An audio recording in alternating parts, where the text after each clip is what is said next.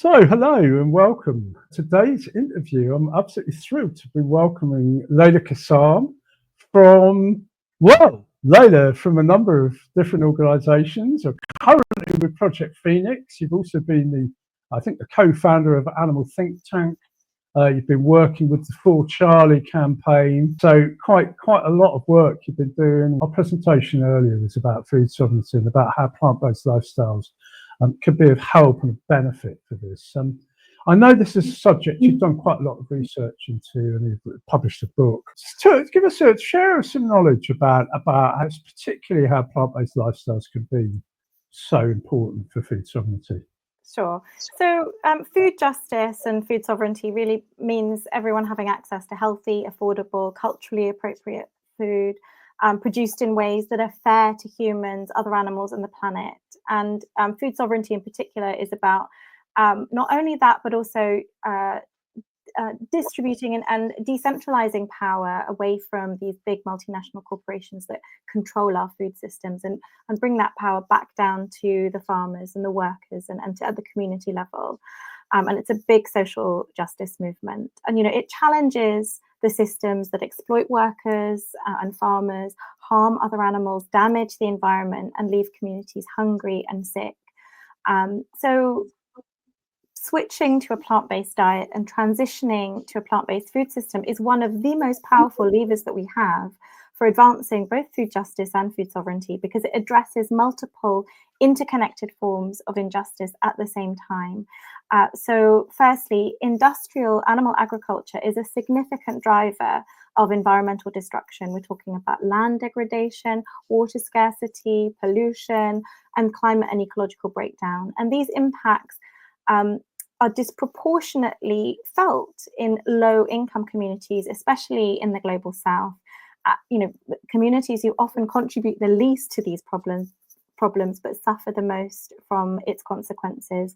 And a plant-based shift dramatically reduces our resource use and environmental footprint, and it frees up land, it frees up water and crops for much more equitable and sustainable distribution. So that's one of the first ways that plant-based diets and a plant-based food system can really help this shift.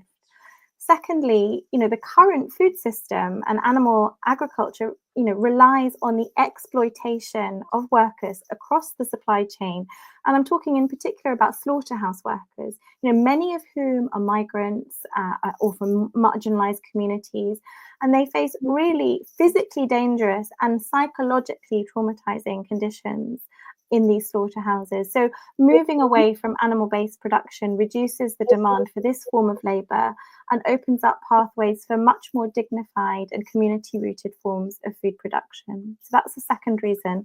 And a third reason is that farming animals monopolizes both land and grain that could otherwise be used to feed humans directly. So right now, I think we're feeding over 40% of the world's crops to farmed animals rather than to humans. So shifting to plant-based diets enables us to grow food more efficiently and to feed more people. And this is so important when we're thinking about global hunger, which is rising.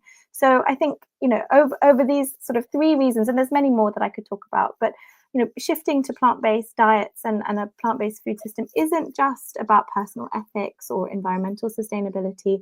It's a foundational shift that really helps us to start dismantling these extractive, violent systems and paves the way for a food system that's based on values that we all hold, values like fairness, care, and interconnection with humans, other animals, and the planet. Yes, thank you, Laila. That was very eloquent and articulate, but it does touch on it's absolutely this root problem is that really the animals use up so many resources that could be directed towards supporting humans.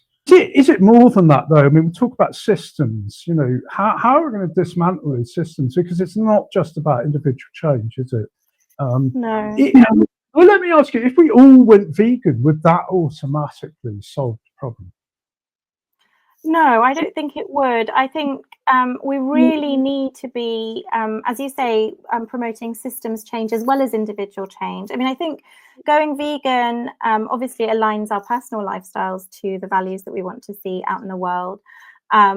but we really need legislative change. We really need power to be decentralized away from these massive corporations, that really control our food system, not just our food system, all of our systems. We're talking, big pharma, big meat, big tobacco, big, all of the systems that are really just, fossil fuels, like they're destroying our planet.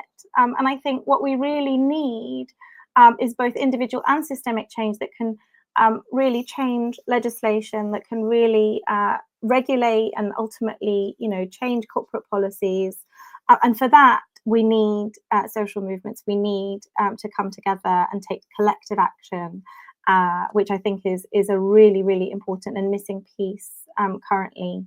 So we're talking about, local community organizing and running campaigns locally, but also being able to come together for national mobilizations, national protests, to really build that public pressure that is needed to shift, governments and create the conditions for legislative and corporate change.